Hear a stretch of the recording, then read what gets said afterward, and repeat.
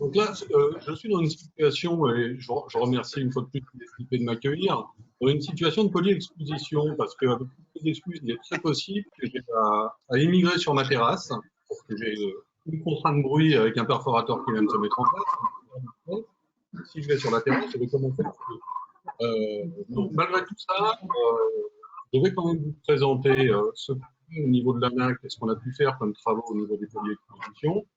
plus spécifiquement en lien avec notre objet social, qui est l'objet amélioration des conditions de travail, et présenter les éléments de notre approche. Alors, est-ce que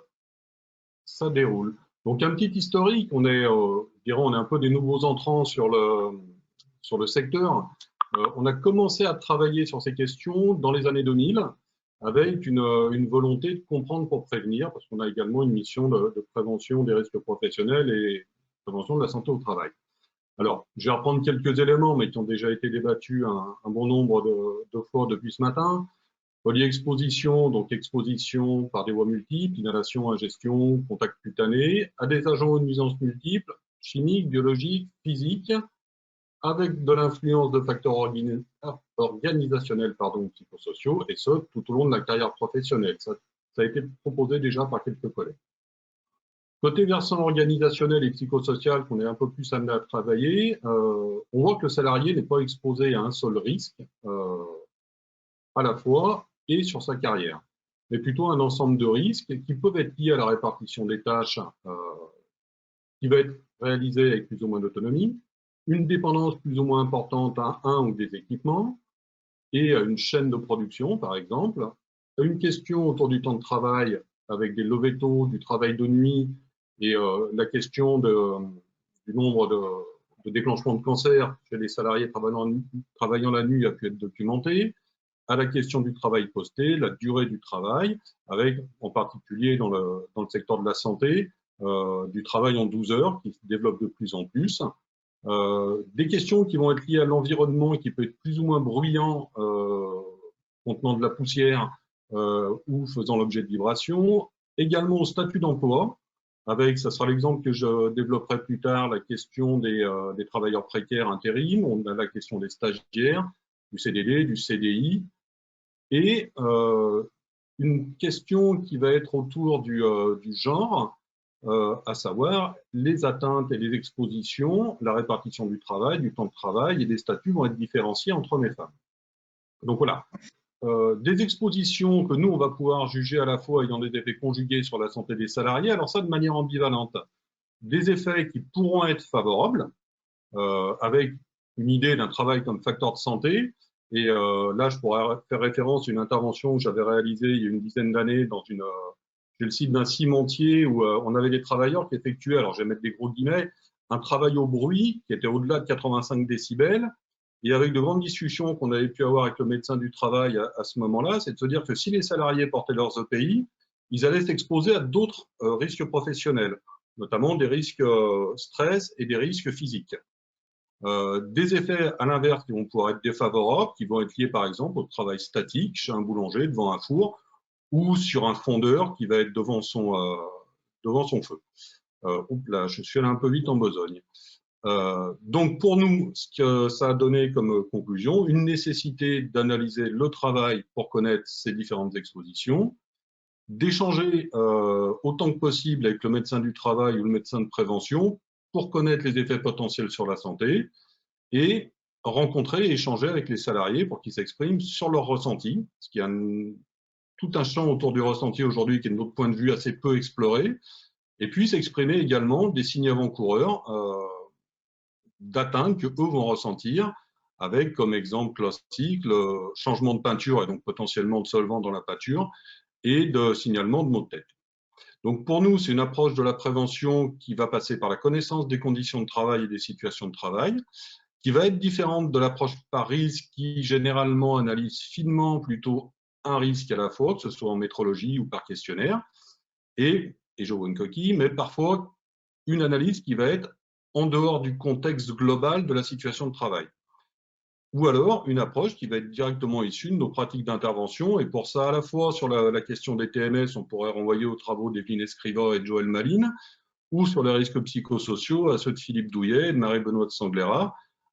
qui ont montré en fait une plurifactorialité de ces risques, mais dans un cadre où si on prend chaque facteur de risque isolément, ça ne va pas nécessairement entraîner ou engendrer des TMS ou des RPS, mais ça va être à la fois l'interaction et le cumul qui vont devenir la cause. Alors là, je crois que j'ai un peu anticipé quand j'ai préparé mon diaporama sur les propos de Benoît, sur la question des solvants et des atteintes qu'on peut avoir sur les cils de Goglet, mais on est sur une idée qui est une logique pour mettre un peu en évidence le fait qu'on peut avoir des effets qui vont être indépendants des seuils d'exposition. Aujourd'hui, et j'anticipe là aussi sur des choses que je vais pouvoir développer un peu après, on est dans une situation sanitaire qui amène beaucoup de personnes à travailler à leur domicile et avec, de fait,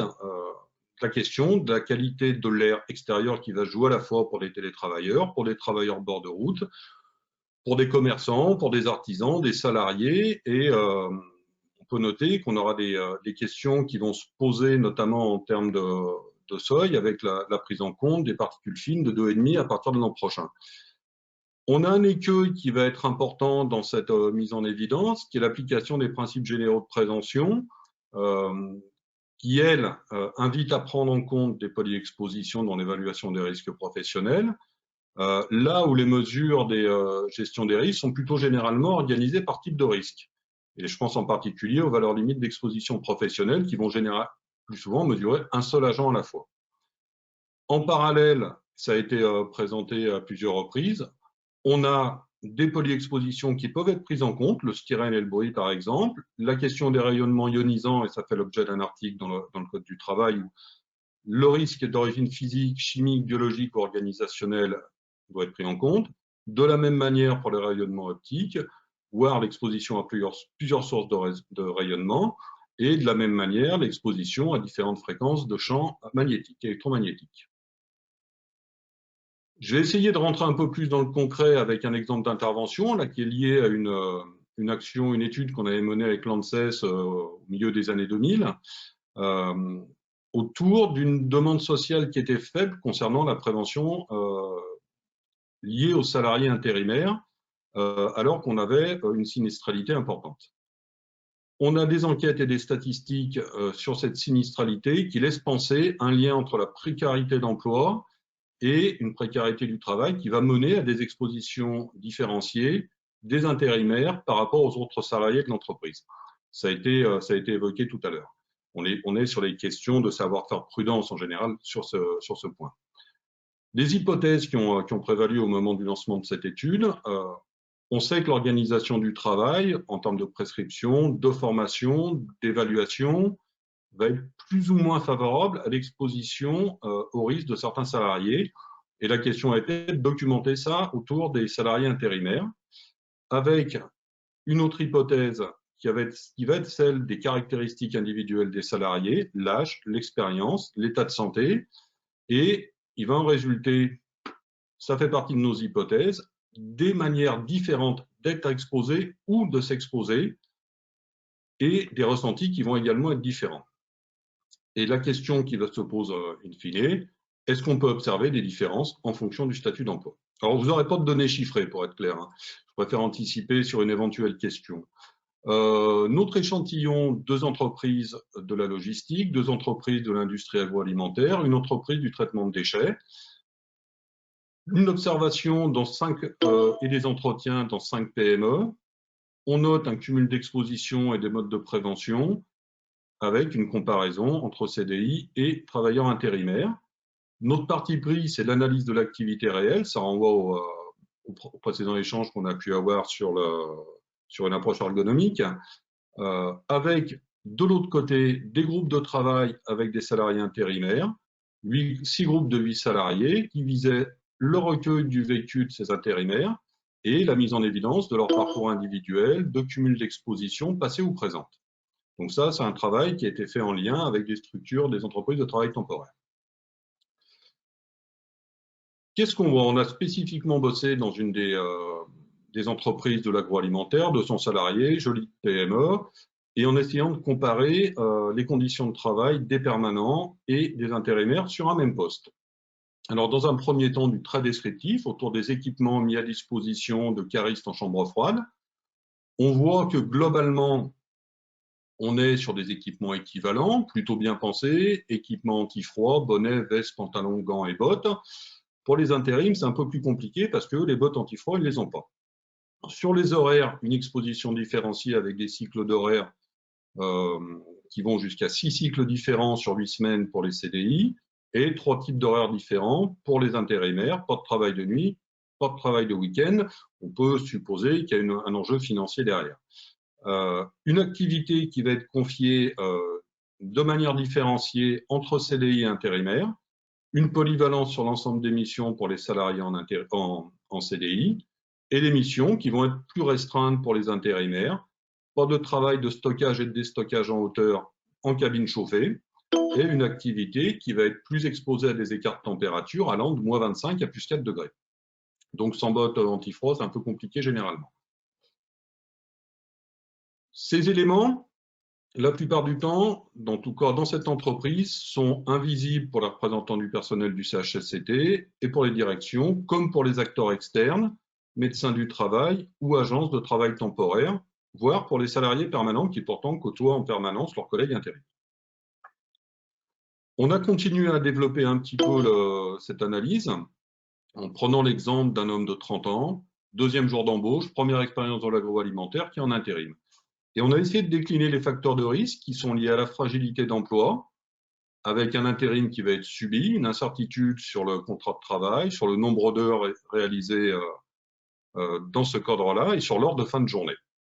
Sur les facteurs liés à l'environnement psychosocial, avec une nécessité de mémoriser des emplacements, des appellations et des consignes de sécurité. Des facteurs liés au rythme de travail, à savoir qu'on va se dépêcher pour atteindre des objectifs attendus, ce qui laisse sous-entendre malgré tout que les objectifs ne sont pas adaptés nécessairement à un intérim plus qu'à un salarié en CDI. Ça renvoie ou un lien apparaît entre l'impératif de maintenir son rendement attendu et la nécessité de mémoriser les emplacements, les appellations, les consignes de sécurité. Bon, je serais tenté de dire qu'on a un petit élément qui commence à générer de la charge mentale. On a des contraintes physiques autour du port de charge qui a augmenté du fait de déplacements inutiles. On n'a pas les gestes métiers, on n'a pas nécessairement les postures optimales. On est au deuxième jour d'embauche. Et généralement, le travailleur intérimaire va plutôt avoir tendance à se débrouiller comme il peut, essayer de faire un boulot que lui va estimer de qualité. Et derrière ça, essayer de tenir ses rendements avec la connaissance qu'il a de l'organisation de l'entreprise, des consignes de sécurité, des appellations produits et des emplacements. Je ne sais pas si certains d'entre vous ont travaillé dans des centrales d'achat, mais c'est vraiment une description de la réalité de ce qui se passe. Et un environnement agressif en termes de froid, avec une adaptation qui va se faire à moins 25, une récup à 18 degrés, une adaptation au froid à moins 25, et de nouveau une récupération à 18 degrés. Ce qui va nous donner des effets sur la santé, à la fois liés au froid, à une irritation des yeux et à du stress. Je dirais, on est sur un cumul de risques, un cumul d'exposition, à la fois physique, lié à l'environnement de travail, lié au postural, lié au psychosocial et lié d'une manière globale à l'organisation du travail. On essaye de continuer à développer notre idée en se disant, mais ce salarié intérim, il n'est pas arrivé tout seul dans cette entreprise. On a une entreprise utilisatrice qui a fait la demande, qui est l'employeur pour cette mission, qui a réfléchi d'une manière ou d'une autre à solliciter une entreprise de travail temporaire et où on va avoir une relation tripartite entre un travailleur intérimaire qui va être en relation avec des travailleurs en CDI. On aura d'un côté une relation indirecte et peu formelle.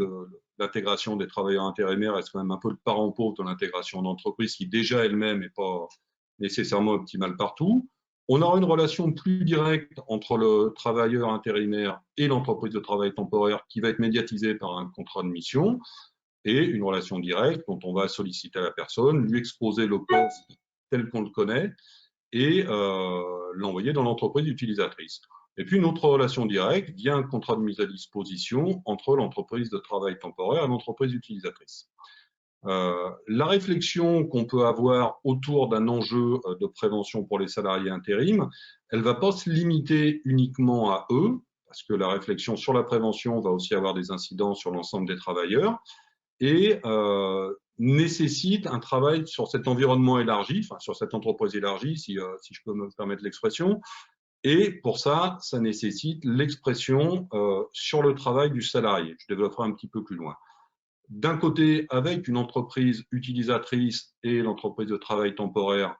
autour d'un dialogue sur le poste de travail et sur les risques, sachant que généralement, ce n'est pas du one-shot. Quand une entreprise fait appel à une entreprise d'intérim, on sait déjà où on envoie les gens. Une nécessité d'avoir une remontée d'informations ou une descente d'informations de l'entreprise sur les risques et des éléments de formation à destination du travailleur intérimaire, et de la même manière, de l'information sur les risques et de la formation de la part de l'entreprise de travail temporaire qui est l'employeur réel à destination du travailleur intérimaire. Un enjeu qui se joue autour de rendre visibles les contraintes et les risques auxquels sont exposés les travailleurs intérimaires, c'est d'avoir la possibilité de retour d'expérience sur les situations à risque qui rapportent d'étonnement vers l'entreprise utilisatrice, et de la même manière des informations qu'on peut donner à l'entreprise de travail temporaire sur le parcours antérieur, sur la stratégie,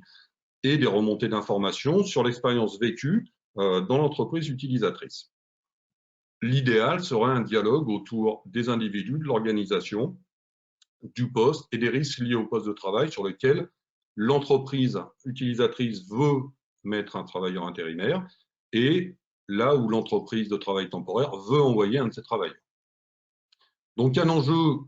qu'on voit assez nettement en termes de prévention des risques selon nous, et qui va, si le retour d'expérience se fait au niveau de l'entreprise utilisatrice, bénéficier également à la fois à tous les autres salariés et puis une amélioration du dialogue professionnel, et si les choses sont bien faites dans le meilleur des mondes, une amélioration du dialogue social.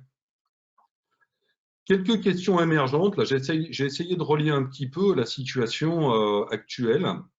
et puis je pense que ça ouvrira quelques espaces de discussion pour la table ronde qui nous suivra. La question des polyexpositions aujourd'hui va questionner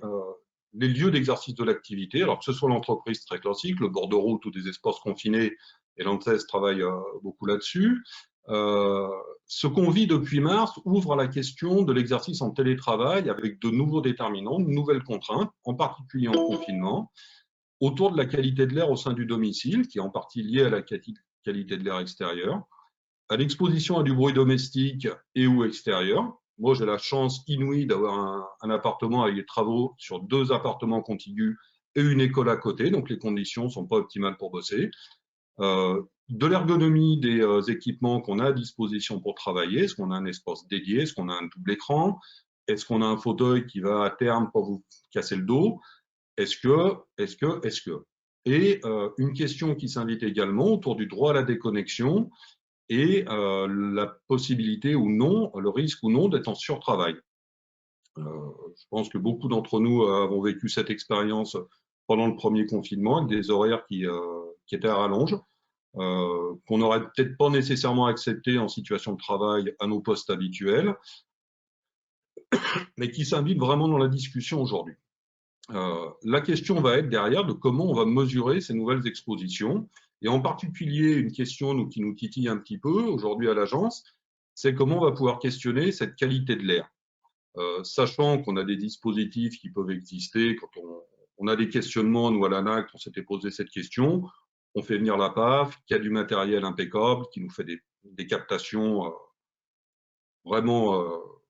bordées. À l'inverse, faire ça à domicile, c'est un peu plus compliqué. Alors, ça ouvre peut-être la question de l'utilisation de micro-capteurs, de capteurs citoyens, parce que la possibilité d'installer des capteurs fixes dans un environnement personnel est peut-être plus compliquée. Se poser aussi la question du lien entre la réglementation et les seuils qui sont applicables aux activités réalisées au sein de l'entreprise versus les mesures éventuellement réalisables au sein du domicile, et l'enjeu d'un dialogue plus poussé en fin de parcours entre santé publique, santé travail, du fait d'une vraie intrication entre deux univers d'exercice de l'activité, parce que autant certains d'entre nous sommes en télétravail 5 jours par semaine aujourd'hui ou l'ont été pendant le premier confinement, autant on a énormément de salariés ou d'agents publics qui ont alterné du travail sur site, du travail à domicile et potentiellement aussi des périodes d'inactivité liées à un chômage partiel ou